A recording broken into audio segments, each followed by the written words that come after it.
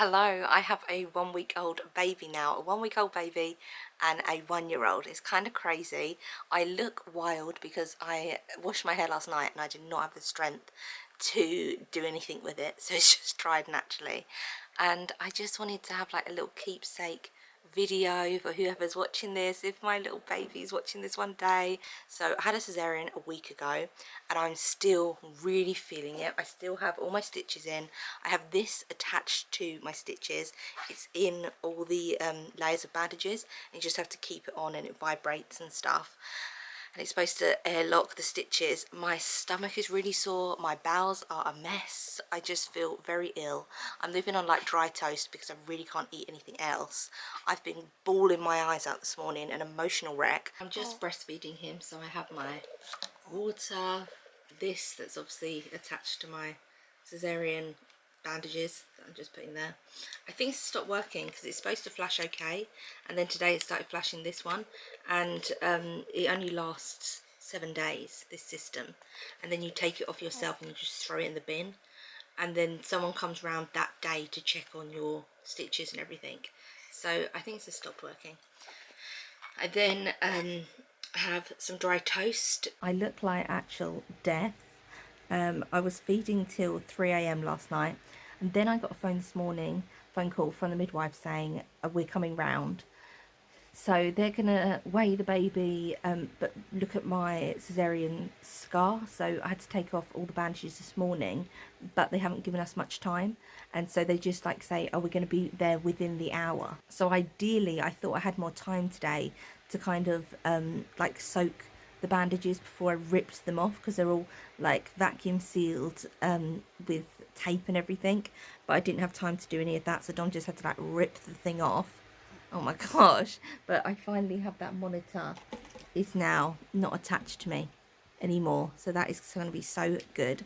I'm just feeding little baby before she arrives, but she said, oh, like I'll be there before 10. So obviously we got up, like ripped off this stitches and bandages, and now it's currently 10:30 and she's not here. That's the one thing I hate about these visits, is the midwife like comes to your house and like weighs the baby, checks the baby's gaining weight, and then checks on you, checks your cesarean scars, healing and everything like that, but they don't give you a time frame. So I knew today she was coming between 9 and 4, and now she said, oh, I'll be there within the hour, and like she's not here at all. So I did actually have more time. I could have like soaked the bandages a bit more, but it's just really annoying. I'm a bit of a wreck this evening because I've decided to stop breastfeeding.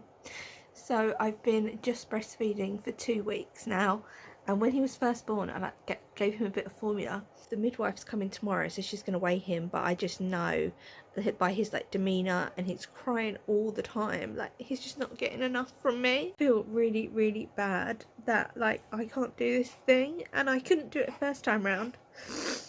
And it's just, I know like I just need to give him a bottle. I just need to do that for him. I wanted to wait till the midwife tomorrow, but I think I'm just gonna have to give him a bottle tonight, because I just know like he's just hungry. I just feel guilty that like he's hungry. I feel guilty that I can't feed him myself, and I know it's just like basically like not being TMI, but like my boobs, how they are, like I know that it's just like it's just not working. It didn't work with my son the first time, and pumping didn't even work, and so I know this time round like I'm probably just going to go straight to formula.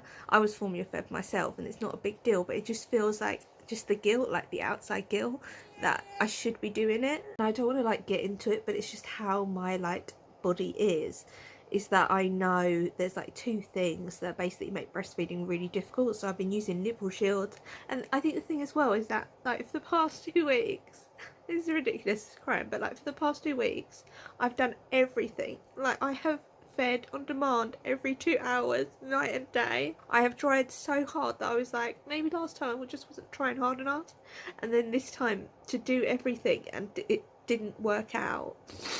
It's just really difficult, and it's not one of those things where you can be like, oh, just persevere and it will get better, because like my body isn't going to change. I feel like these past 2 weeks we could have been having like a much nicer time, because obviously I've been very emotional because I've been like trying to get breastfeeding and all this and not sleeping, and I feel like I could have had a much more enjoyable 2 weeks if I had just formula fed from the beginning.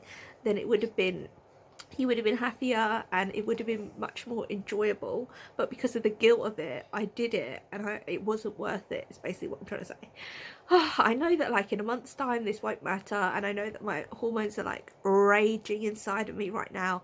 I thought I would do a little ending, little summary of my thoughts after this video, because there's just been a lot of crying, very distressing postpartum experience. I felt like with both my children, my first son and my second son, just postpartum, the hormonal drop is just unimaginable, undescribable. You have this feeling of dread, and I've never suffered with like bad mental health or anything like that, so I've no prior experience to compare it to anything, but it is just a crazy emotional ride, and it just feels like when you're in it that it's never going to end, and it's going on, and you're having great moments within that when you're holding your baby and loving on your baby, and it's all great, but then also you've got real moments of like fear, and you don't know what you're afraid of, anxiety, you don't know what you're anxious about, and it's just your hormones going all over the place. I feel better now, I'm much further on, but I still have days, to be honest, I still have days where I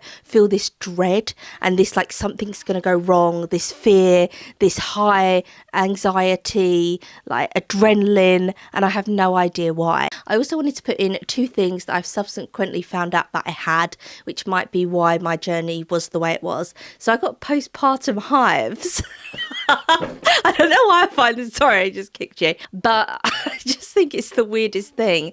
It's when your hormones change, and if you've been on a hormone drip during labour, I wonder if that exacerbates it in some way, because I was put on a hormone drip. I have no idea. It can just happen naturally when your hormones just change from being pregnant to not being pregnant. Your body comes up in hives, like you're allergic to the experience, and your body is so itchy, it is awful. So throughout this whole experience, I was so itchy, and I remember laying in bed and all I could think about was how itchy I was, and my brain couldn't think of anything else because I was so consumed with how itchy my whole body was. I don't know how people with eczema actually survive it and deal with it. I had like a tiny bit of eczema when I was a teenager, and I wonder if that was hormonal, and I just had it like here on my arm, and that was awful. And I have a really like strong memory of walking to school, and I picked up my friend Lottie, because we used to walk to school together with some other girls, and who were basically Lottie's friends, not mine. I was like tagging along and I was walking along with them,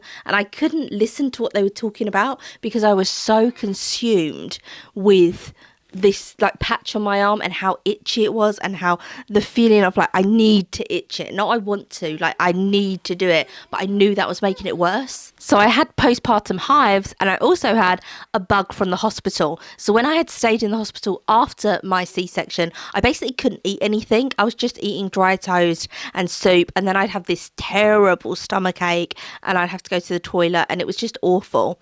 And so then when I went to a midwife's appointment, I explained this to her, and I was like, is this something related to the cesarean, that you just get like a bit of a dodgy tummy?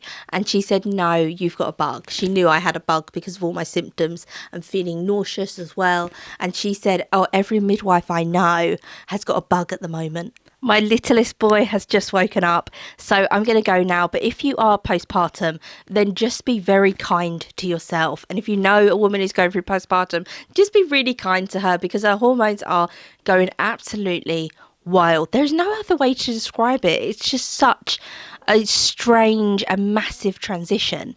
And so I was very emotional. I stopped breastfeeding, and I was very emotional about that. And then obviously when your breast milk stops, your hormones go wild again. So it was just kind of never ending series of stuff, but it's all worth it for this little gorgeous boy that's in my arms right now. So I'm going to end this video here, and I will see you again soon for another one.